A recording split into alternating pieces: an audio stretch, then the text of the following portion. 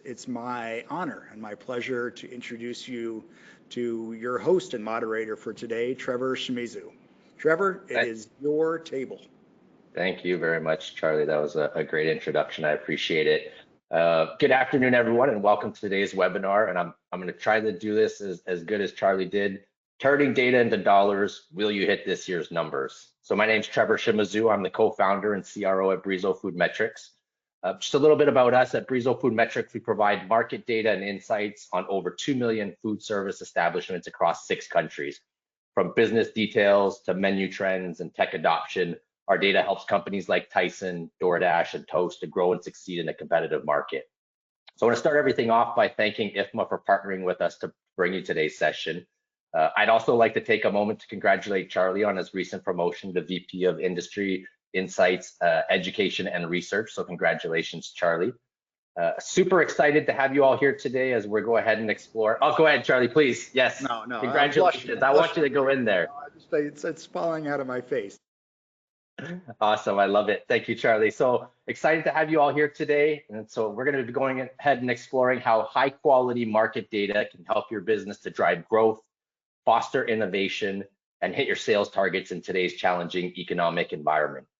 So as 2025 begins, I think everyone on today's call is going to agree that most of us are facing immense pressure to grow profitability while also navigating tighter budgets and increased competition.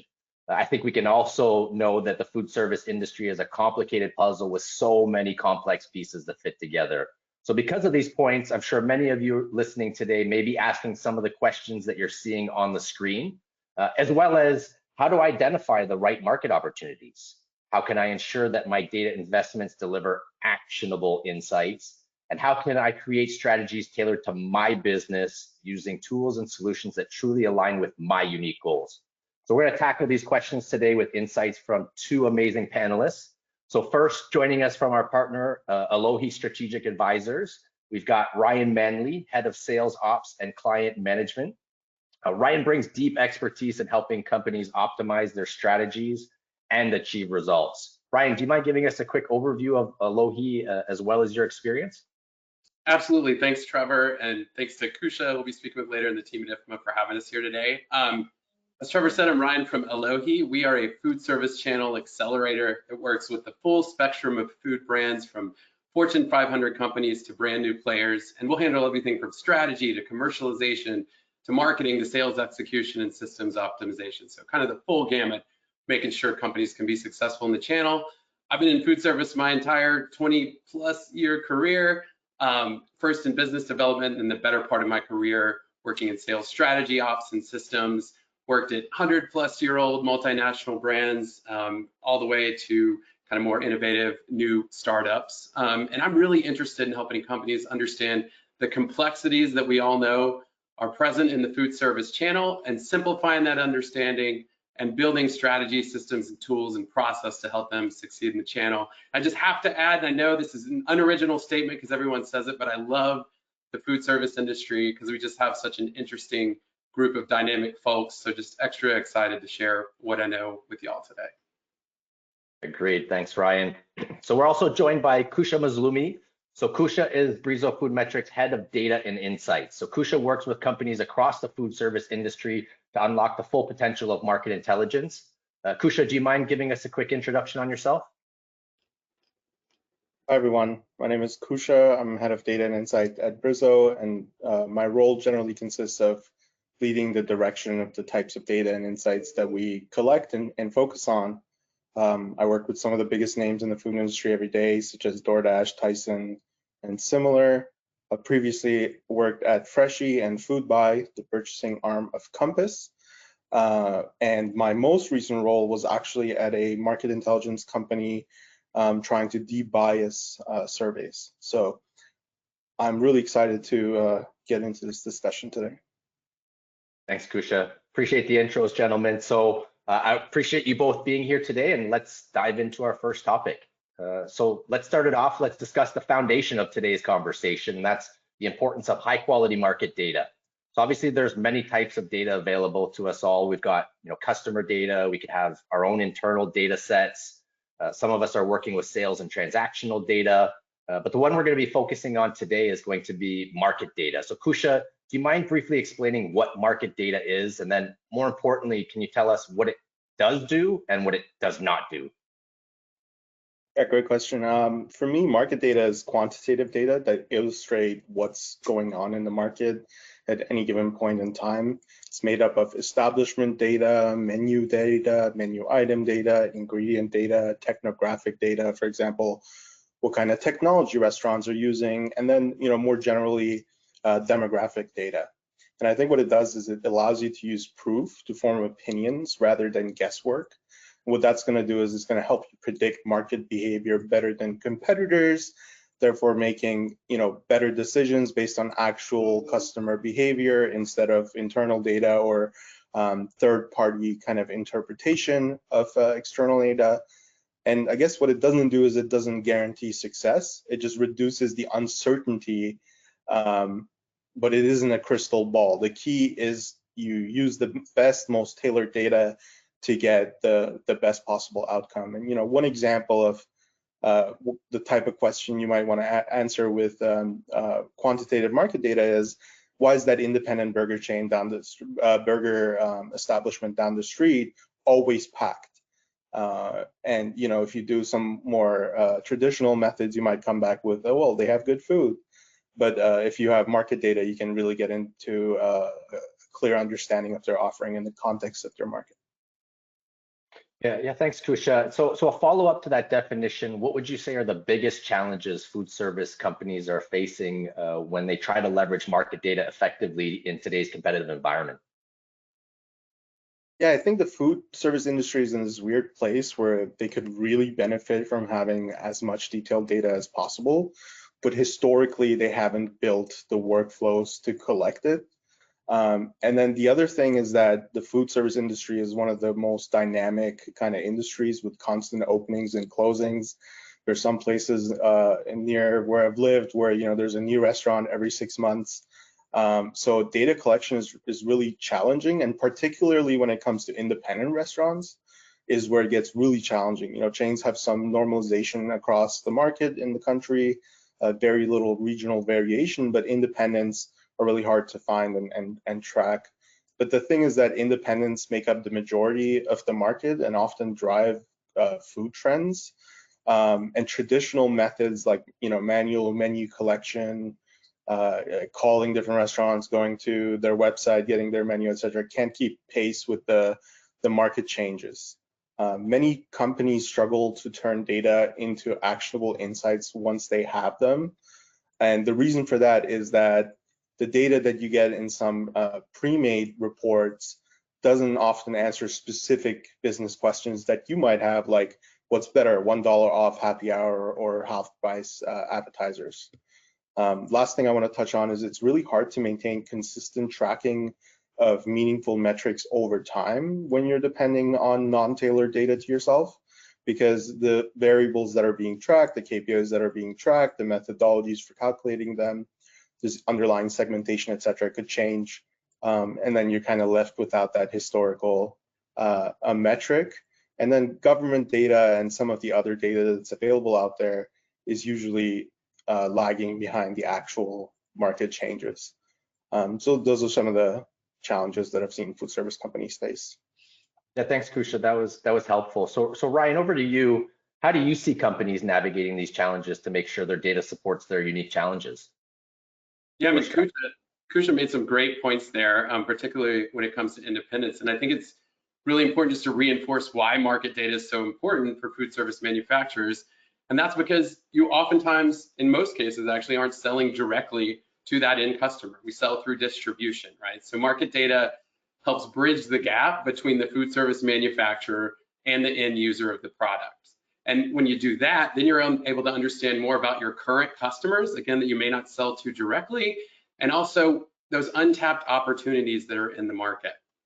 And so when you think about market data, you have to think about that in the context of a broader data strategy, and understand how your go-to-market strategy and your data strategy needs to work hand in hand. So I think it's important to then unpack, okay, what does a data strategy look like if your company doesn't have one? Well, first it's about understanding what are those data sources you need, to serve all of the functions of your business? How can you avoid redundancies in those sources? Because this is going to be a big investment, right? Potentially a significant one. So you don't want redundancy.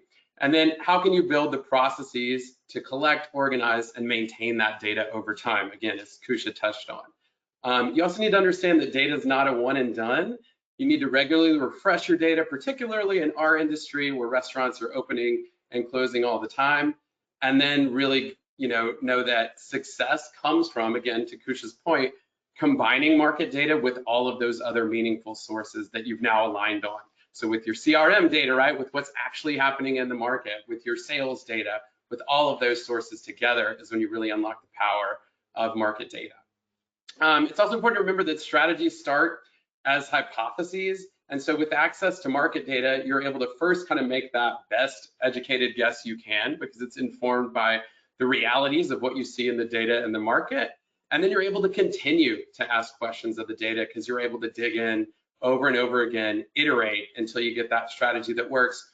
Or, when you need to pivot strategy, because as we all know, things don't always go to plan. I think there's a bunch of examples of that in food service we could all speak to over the last couple of years. And one last point I want to make is that you need to make sure that once you do that analysis, once the folks like Kusha and I dig into the data and kind of, I'll just say it, Kusha, we nerd out on some of this stuff, that you're then making that data actionable for your sales teams, right? So that you're working with, sales ops and marketing are working together to come up with the compelling messages that can feed those sales stories that your sales team's able to kind of deliver in it when they're talking to prospects and customers and really propel your business forward. So don't just give them statistics and insights to regurgitate, really help them explain it in their language and in a way that's meaningful to your customers.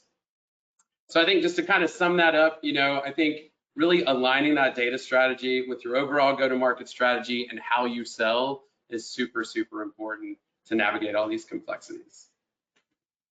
Yeah, those are some really great points. Thanks, Ryan. So Kusha, my next question's for you. So as our audience may or may not know, ready-made reports are a helpful starting point, obviously, for understanding high-level industry trends. They might not always address the unique challenges and opportunities of every business, right? So from your perspective, why is it important for a food service company to ensure they're supplementing these high-level trends with more granular, tailored insights to achieve their specific goals and priorities? That's a great question. I want to kind of lean on my past experience to answer that. And this puzzle analogy is really great. In the past, I've kind of had an idea, at Freshly, for example, and I would go out and look for evidence to back it up, and I would find some pre-made reports that kind of sort of matched what I was trying to find out, but it was kind of like a mismatched puzzle piece that I was trying to make fit to my question. My answer was, I was trying to take the answer and make it fit to my question as opposed to the other way around, and I would often end up changing my question to something that fits the available data instead. And I think it's really important to be able to control the dimensions, timelines, and other factors of your insights so they're a perfect fit for your business, kind of like this puzzle piece on the screen. And I think Ryan partially touched on this, but the first thing you want to do is what is the actual question you're trying to answer? And then you want to get granular, manipulatable data as context for that question. And you need to understand not just what the data says, but it's really important how it was collected and measured. And most value comes from matching, observable, objective, quantitative market data with your unique market position. One thing to keep in mind is that a lot of the pre-made reports and trend reports and available data on the market that's not really tailored focuses on big companies and their strategies. And the way that big companies operate is they stack their strategies in their favor, like Walmart or McDonald's or whatever. They'll go out and they'll align their supply chain, their distribution, and their manufacturing as one system. So when you're a smaller company, you might get burned by following what they're doing. And it's better to find opportunities where your strengths allow you to compete. Going back to this idea of independent versus chain establishments, if we look at the breakdown of independent versus chains, we'll see that independents actually make up the large majority of the market. And a lot of those trends that end up in the trend reports, once the chains go through that, stacking the deck in their favor, actually originated regionally at some of these independent establishments, like the chopped salad might be one of those examples. So when you're depending on these existing reports, free or paid, you also have no consistency because the report might change their KPI or methodology, kind of taking away that ability for you to do that historical analysis. And then the categories and segmentations might shift unexpectedly depending on what's trending in the market. And you want to come up with your own KPIs that are tailored to your business, your go-to-market strategy, as Ryan said, with that granular data, and then track it over time. That's a great perspective, Kusha. I appreciate it. So I actually like to dive a little bit deeper into this. So Ryan, you've worked with many companies on their data strategies. What benefits are there for companies who tailor data insights to their unique business strategies and objectives? Yeah, I mean, to piggyback on what Kusha said, I think first companies, need to understand that generalized data is a starting point and it works really well in certain situations, but it's not the solution. And I like to compare it to kind of navigating a map that doesn't show all the roads. I'm going to date myself a little bit here, but there was a time for you young folks in the audience when you weren't able to plug your phone into your car and access Google Maps. You had to rely on the GPS in the car. And if you had your car a couple years and you didn't update your GPS and you drove into a newer subdivision, sometimes your map would go blank, right? It wouldn't be able to see the road. So it would take you longer to get to your destination. You'd be late when you got there. You'd use more gas than you needed to, right? And so all of that can kind of correlate to only using generalized data and not having access to that granular data, because again, the slide says it all. You have a lot of the market, the majority of the market, that are independent operators that may not always be represented in the granular data. So if you're going into a national account presentation with a big chain, absolutely have some trends from reputable sources to share and make sure that aligns with the proposition you're bringing to those chains, but also have access to that granular data when you're looking at building your strategies and approach to serving those other parts of the market. I think another example, is of how you can use granular data really well is, to get really specific about the segmentation that works best for your brand. And an example that came to mind for me right away was a cocktail mixer company. Let's say you offer a cocktail mixer that works really well for brunch occasions. Off the top of our head, we could probably all name 10 types of, food service operators, restaurants that offered brunch.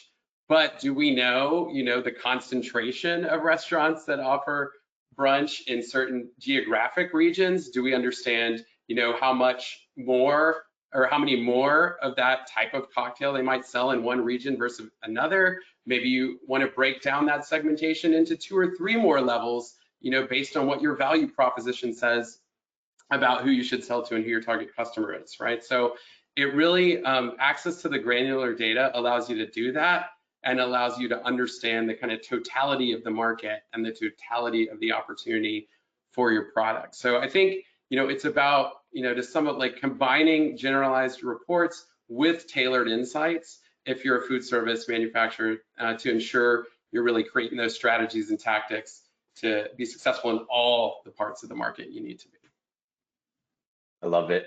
I can definitely relate to the GPS example. It's a good analogy. So let's build on this topic. Can each of you share some key traits of high quality data that help business to unlock deeper, actionable insights needed to create strategies tailored towards their specific goals? And this time, let's start with Ryan and then go to Kusha.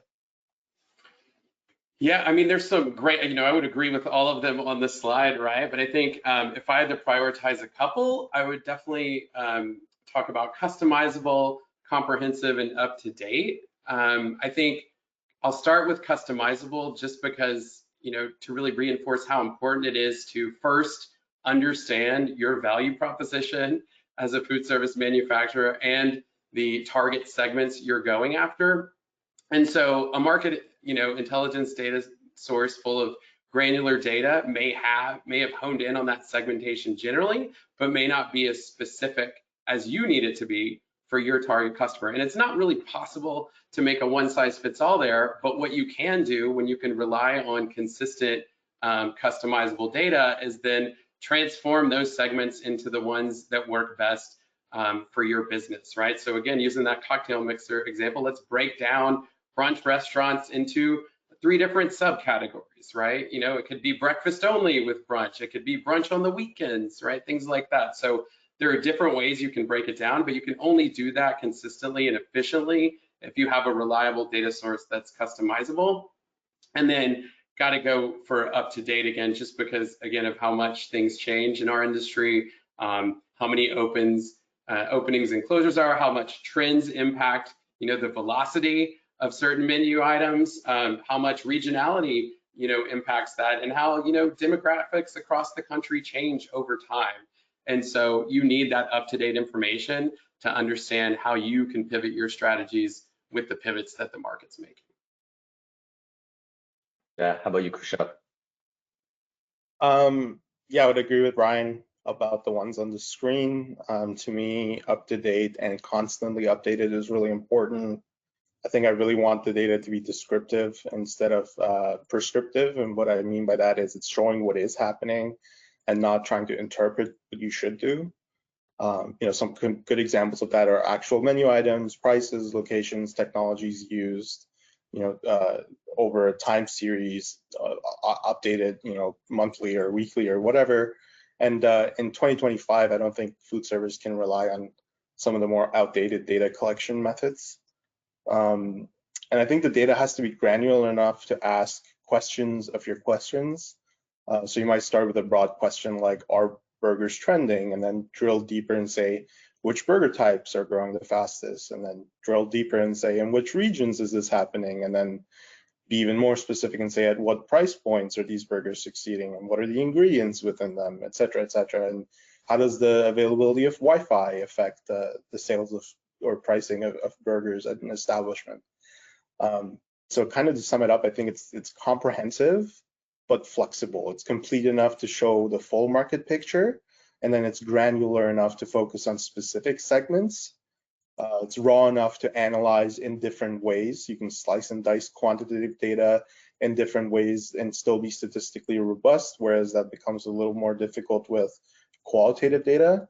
And it has to be current enough to reflect, you know, what's going on right now, not what was going on, you know, last quarter or last year or this year in review or whatever. Yeah, Hey, some Trevor, great sorry insight. Yeah, Charlie, go ahead. Yeah, there's a question that came in, Kusha, that just to your point about, you said there are some outdated research methodology. Can you give us an example or two of those? Oh yeah, there's some. The one that everyone's going to be familiar with is walking the streets, as we used to call it, where you would walk up and down the street and grab the different menus from the different establishments.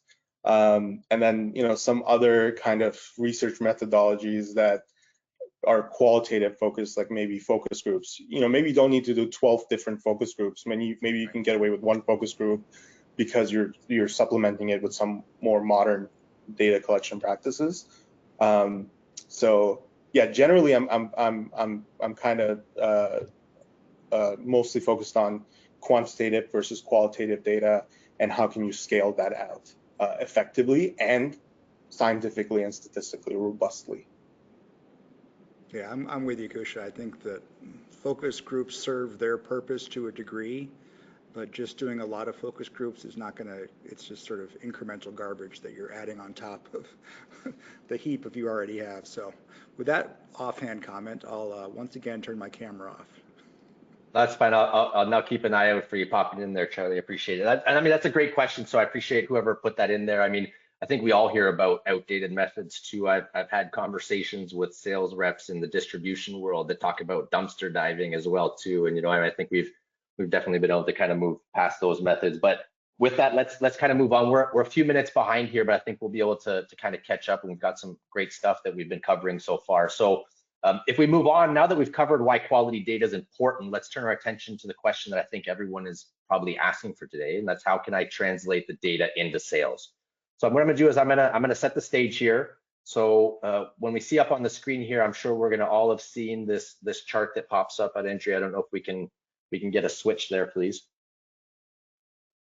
Thank you very much. So I think we've all seen this chart before on the screen, and this is the dreaded 3% growth targets that every team is facing right now. So there's obviously two primary ways to reach that goal. One is more sales, and the other is going to be new product innovation. So what we're going to do is we're going to start with talking about sales. Then we'll go into R&D, and then from there, what we can do is we can explore examples with real data and analysis. So Kusha, let's start with you. I think that everyone here knows that oftentimes companies are going to set ambitious targets during challenging times, right? So how do you suggest our audience uses the data to create actionable plans that are going to reflect their unique strengths and challenges? Yeah, definitely in my time at FoodBuy, gotten some of these ambitious goals, and my first reaction was panic, and then my second reaction was panic more.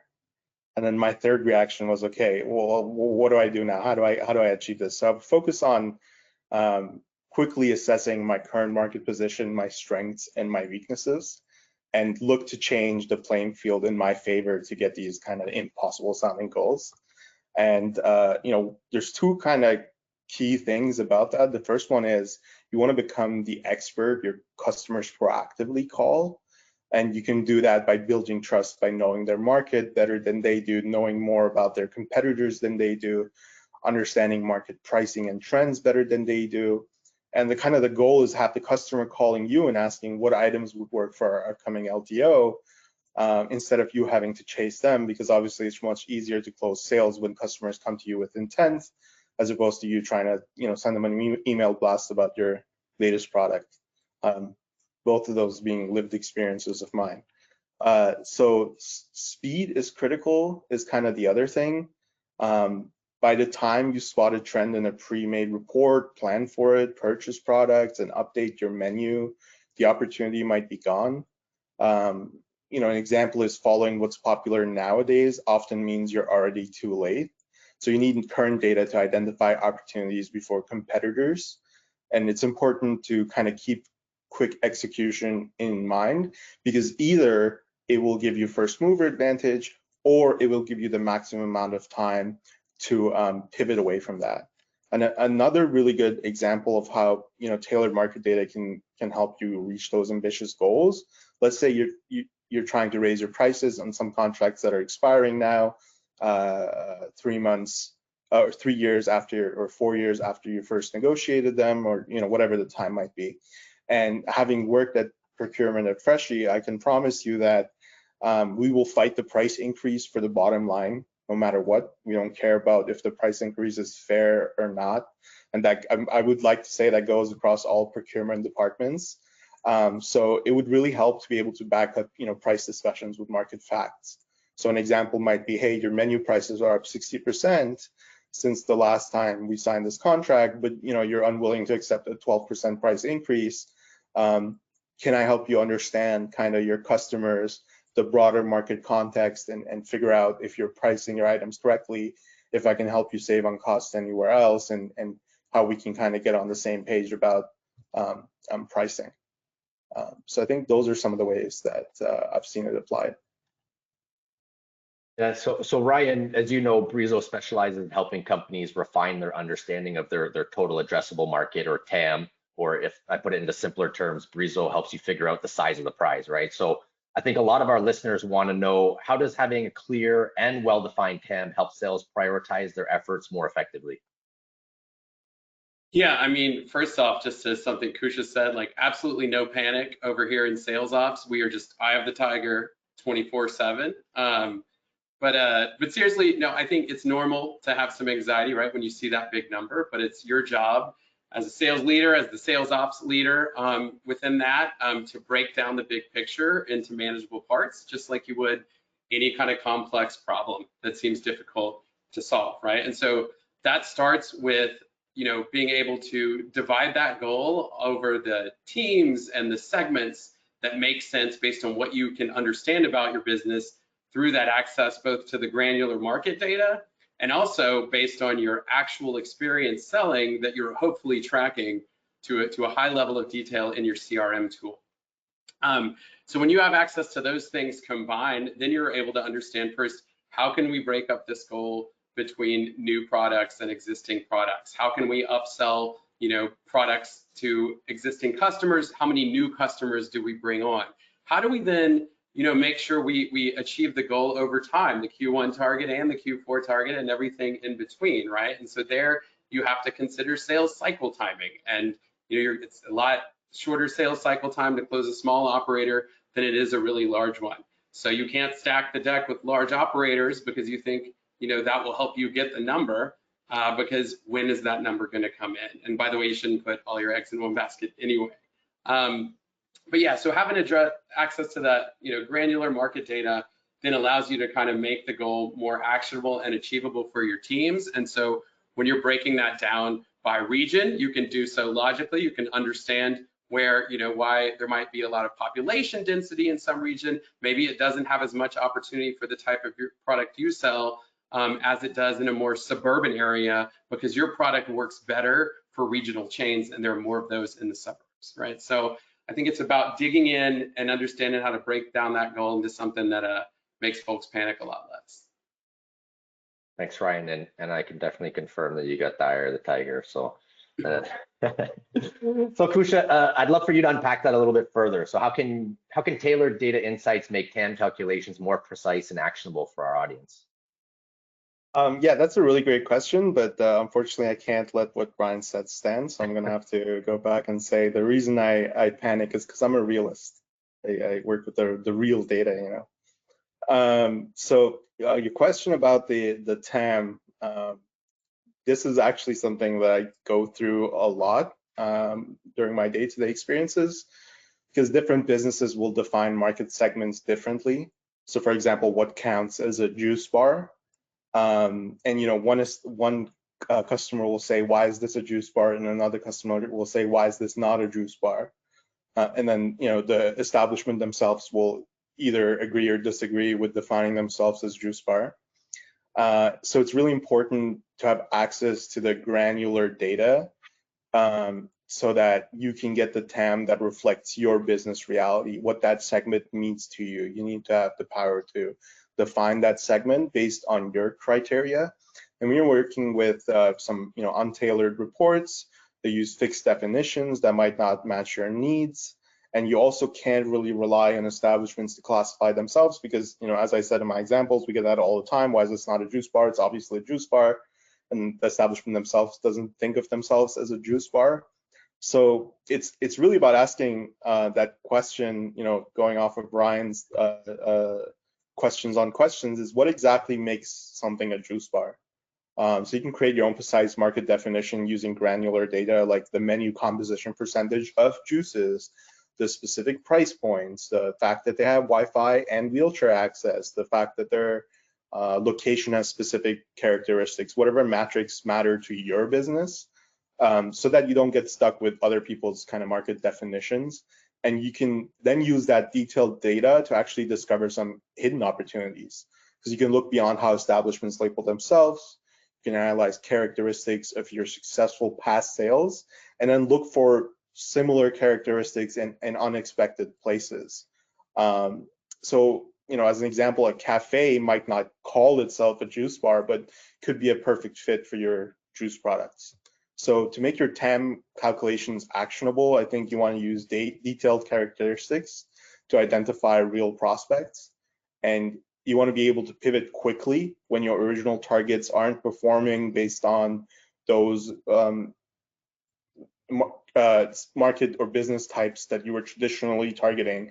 Maybe they're not paying out anymore. It really gives you an ability to really quickly pivot and expand your market definition based on actual success patterns, focus on characteristics that match your strengths, and maximize your TAM so that you can meet some of those ambitious goals. Yeah, and I think that's a great lead into what I wanted to ask you both next. And so Ryan, your work often involves helping sales teams find the right opportunities. So can you tell us, what does it look like in practice? And then how can market data be used to identify high value prospects while also reducing the amount of time wasted on low value opportunities? Yeah, I mean, I think it starts with really equipping the sales team with a detailed understanding of that ideal customer profile. So from your value proposition, and then also creating a feedback mechanism to validate that target profile over time. And again, that's combining the power of market data with the power of the data your team, both quantitative and qualitative data your team is putting into the CRM. And so, when you're launching new products, I think having that market data front and center, feeding targets to your sales team that meet your targeting criteria is super crucial. And you need to be able to go a little deeper to do that. So if you're launching a plant-based product, for example, it's not just about finding operators that carry the animal equivalent menu item on their menu all the time. It's about understanding more about them because they may only want to carry animal-based products. And so I think, going deeper to understand, are these operators more likely to carry innovative products? Are they located in geographies where people are more likely to buy something like that? Will help your team then, will load your team, kind of feed your team, pun intended, with targets that'll ultimately help them, increase their win percentage.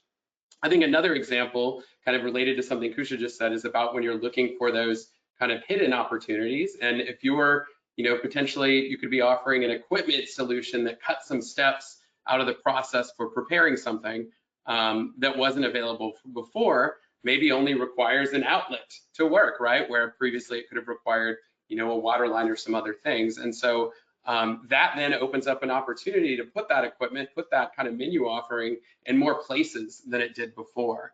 And so having access to granular market data to kind of dig in with some, like kind of more creative segmentation attributes allows you to find those hidden opportunities. And I just talked about it a couple times, but really it is about enhancing all of your CRM data with really good market data and then remembering to refresh it, whether that's about existing customers and, feeding in information to a chain account manager to show the number of store openings and closing every year, how customer sentiment may be changing, overall revenue performance, right? Put that where the salesperson sells, and they're gonna, be able to be more of that consultative seller that we've talked about. They're gonna be able to offer more of that solution to their customer rather than just saying, hey, our product's great, it worked great for you. And then I have to touch on it one more time, but make that market intelligence actionable for your sales team, give them the sales stories and messages they need from it, and make sure they have it when they're in those selling situations to reinforce their expertise as the consultant on the business broadly. That's great. So if we build on that, Kusha, how have you seen external market data help companies find high value sales opportunities that are going to align to their unique strategies? Yes, so Ryan's answer was pretty comprehensive. I agree with, looking at your sales patterns, improving your data, looking for lookalike opportunities, etc. I think one part I'll focus on is you really want to stay current, to stay credible. Restaurants open and close constantly, menu changes frequently. To piggyback off the example that Ryan gave, you don't want to go to a restaurant and pitch burgers that, when they just remove them, or vice versa, pitch vegan burgers to a restaurant that is really proud of selling only animal proteins. So that added data information can damage your credibility, which will make that consultative selling, much more difficult. And speed is really your competitive advantage in today's market because it'll help you quickly identify high value targets in a way that if you're acting on opportunities from pre-made reports, you won't be able to do, because by the time the trend is being reported, you don't have enough time to kind of go through that process to bring it to market. And you can make decisions based on current market conditions with that speed as a focus, and get today's data, basically. That's great. I'm just looking at time, a little time check for everyone is we're at 2:43 East and we are a few minutes behind. So let's move on to the next section. So we've talked about sales.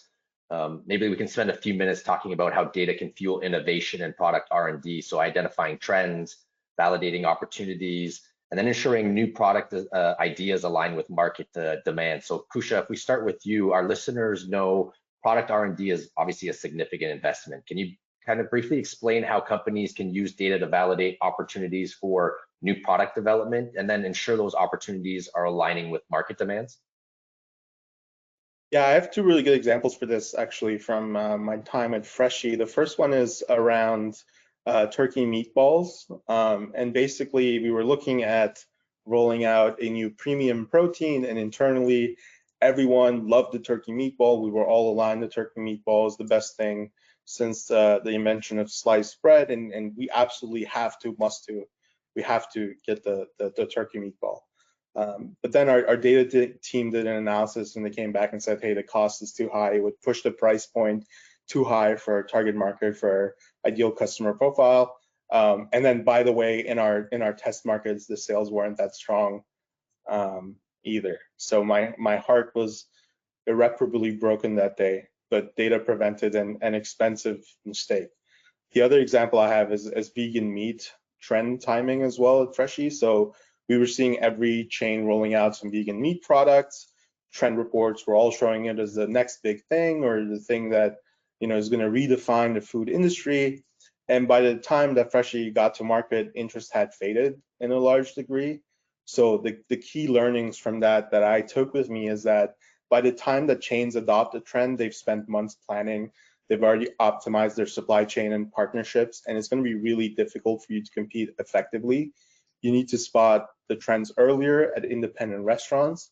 And one of the examples I gave is the chopped salads, which started in regional independents before chains adopted them. So that's the kind of stuff you can kind of pick up on with that micro data. Yeah, I love that Freshii example. Ryan, my next question is for you. So how do you see companies leveraging data to support innovation while managing risk and then the need for predictable ROI in their R&D efforts? Yeah, I think it's really important for companies during R&D to make sure that product is going to be operationalized the way it needs to be in all of the target operator segments that you think there's an opportunity in. So simply stated, you need to make sure that you understand what those segments are, and then how that product needs to be prepared in operation. So do you have, does your product work in the operations of a CNU, or is it only kind of designed to deep fry potentially, right, in a restaurant? So uncovering all of those segments and then understanding more about how they're using the product and how they need to prepare the product is super, super critical to then ensure you don't get into a selling situation down the road and realize you have a gap and you aren't able to prepare, a college and university isn't able to prepare the product the way they need to. And then what do you do, right? You can't go back to the drawing board. You don't want to lose the sale, but then it's time to get really creative. Best case scenario, you have to rush to do some work very quickly, which again is not a good thing for your ROI. I think the other thing we've touched on a couple of times, but it's really, studying the data and the menu trends within those small independent operators, those regional chains where the trends start, and also based on the feedback you're getting from your sales teams in your CRM. And so if you kind of have some idea of some trends that may be emerging, you can then prompt your sales team with questions as they're in selling situations to get more intel from the market to enhance your knowledge about those trends and ultimately inform where your product innovation needs to go. And then one more, and it's a little out of my realm, but as everyone at my company knows, I'm high on this topic, and it's a hot topic, but it's really, thinking about how AI can be used for those kind of early rounds of product innovation. So we talked about a little bit about focus groups and how you don't need as many of them if you really have sound data and analytics practices. And I think now there are some very cool AI tools that allow you to iterate on product innovation within the tool. But the key with machine learning is to train it on really good data that's specific to your business needs. And so training it with market data, in addition to the sales data you have and your prospect and opportunity pipeline data from your CRM, can be really, really powerful. And that is a really big benefit to your bottom line because it saves those rounds of iteration on the bench. Yeah, you're so right. Obviously, AI has been changing the game, and it's why the term garbage in, garbage out is even more important today, right? So, guys, this has been great so far. I hope everyone's been getting as much of it as I have. So let's go now and move on. And this is try to bring everything that we've been discussing into focus, and let's dive into some real industry data and workshop how we can turn those insights into actionable sales and then product development strategies together. Kusha, I think maybe we'll pull up a slide here and you can kind of walk us through it. Yeah, awesome. This is one of the slides that my analyst prepared. It's the US Burger Index, and we're looking at how US chains behaved relative to burgers insofar as menu composition and pricing over time. And from top to bottom here, by the way, this is part of an interactive dashboard that you would be able to hover over it and get a much deeper view with lots of other great charts. So more on that later, but I'm just gonna talk about this one screen grab of it. The first line is kind of the total establishments and how the chains have increased over time. That number is from the end at Q3 2024. And then the next line that we have is target dish coverage, which basically says what's the percentage of open establishments in a given quarter that had that specific item, in this case a burger. And then there's target dish menu composition, and that basically that says of all the menu items that we observed, how many of them were burgers. And then the last one is how has the median price of burgers changed over time relative to the median price of non-burgers. And it's really difficult to see because of this format, but there's a blue line and a yellow line. The dotted yellow line is the non-burger median price, and the blue line is the burger median price. So Ryan, I was wondering, what are some insights, some simple insights you could pull from the median target dish price, for example? Yeah, I think when I look at that, you know, what I'm seeing here, and I was able to interact with the dashboard a little bit and see some percentages. But what stands out to me is that the median target dish price is not keeping up with the rate of inflation. You know, not even close. If you look at inflation since the time this graph started in 2021.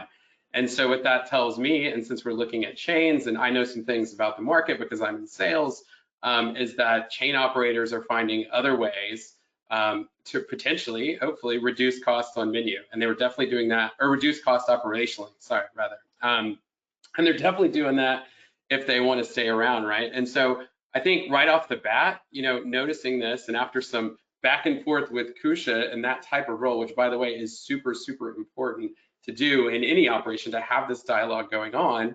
But noticing that, I would then talk to my sales team, you know, and you know, let them know the types of questions they should ask these chains about when they're in meetings, right? What are they doing? What cost-cutting measures are they taking? You know, how can our product be more of a solution to help them with? Oh, I think we might have lost Ryan. Ryan was just talking about his internet provider was able to come through here. Let's give him 30 seconds, and then Ryan, we're gonna call for you to give them trouble about your internet freezing there. See, if only he had panicked. Oh no, he's back. See, he didn't. There we go. No panic in Ryan whatsoever. Ryan, we lost you there for a second. I don't know if you can. No, I think that we'll kind of move on, Kusha, and we'll go it on the fly here. So, I mean, I think we were getting some interesting insights. Ryan, you might be back with us now. I am back with you now. Yeah. Awesome. Good. Sorry. Yeah, we lost you there probably about 45 seconds ago. So I don't know if you want to just. The last thing we heard, Ryan, was about how operators can change their operations to be more efficient, and then how to arm your salespeople with the different burger builds, I guess, and that's when you cut out. Right. Yeah. So just make sure that the solutions they're bringing, you know, are really tailored to what we're seeing here. That there's a challenging pricing environment. You know, you want to be able to talk to that operator about things that support their need to reduce costs in their operations, because they don't seem to have a lot of room with pricing at this point. And we're talking about burgers, so there's only so much you can do with price. Yeah, that's great. I wonder if we look. Oh, sorry, Trevor. No, go ahead. I was going to say, Ryan, I wonder if we looked at the independent data, how the kind of pricing difference would change, and if they're also doing cost optimizations, or maybe they are kind of moving into a more premium area. The other interesting thing I noticed actually about those two lines is every time when they diverge, either below or above, they kind of converge again. And to be clear, it's not regression towards the mean because we're doing burgers versus non-burgers. Non-burgers doesn't include burgers. So one interesting strategy that you might want to do as a establishment is try to stick at that yellow line when your competitors are at that blue line. And what that's going to allow you to do is be one step ahead when that blue line ends up back at the yellow line. Basically, lines go burr. Trevor, I'll pass it back off to you.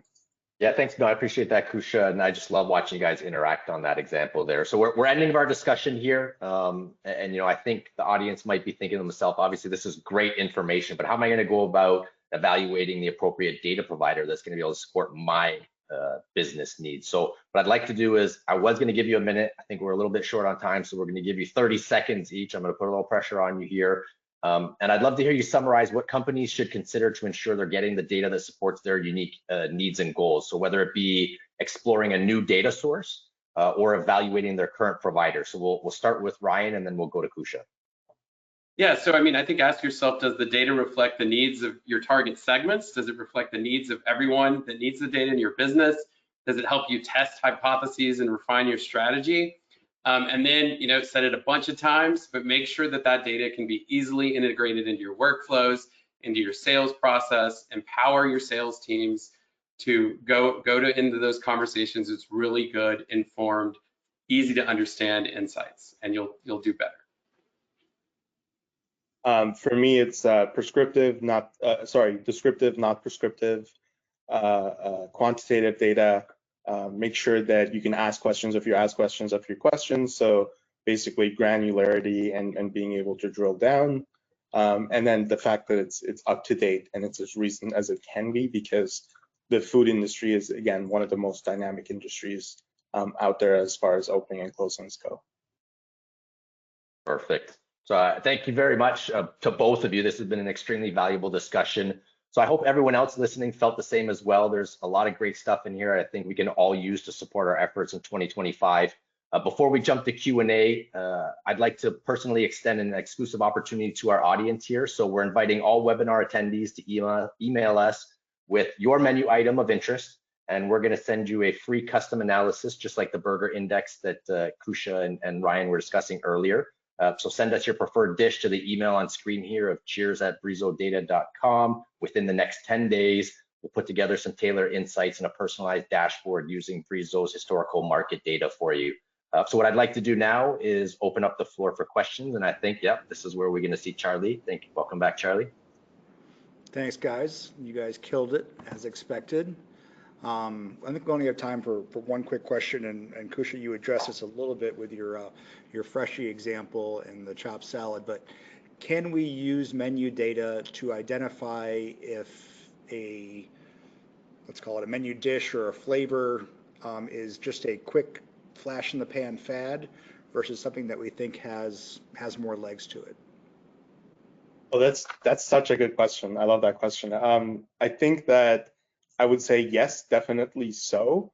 And actually much more, when you're using quantitative menu data, you're actually going to be in a much better position to do that than if you're, again, doing focus groups or whatever. And the reason for that is because you can take your hypothesis and you can start testing it across the different segments that are available in that microdata. And if something is kind of a more serious trend that it has some sticking power, you're going to see that replicated across different segments in different regions, price points, demographics, etc. And if it's more of I think flash in the pan, you called it, a fad, like a really quick thing, then it's going to be much more localized, and you're going to struggle being able to repeat that across the different areas of your microdata. And that's really why I love the quantitative microdata, because it allows you to do that. You get that hypothesis, and then you can start proving it out. It's great thoughts.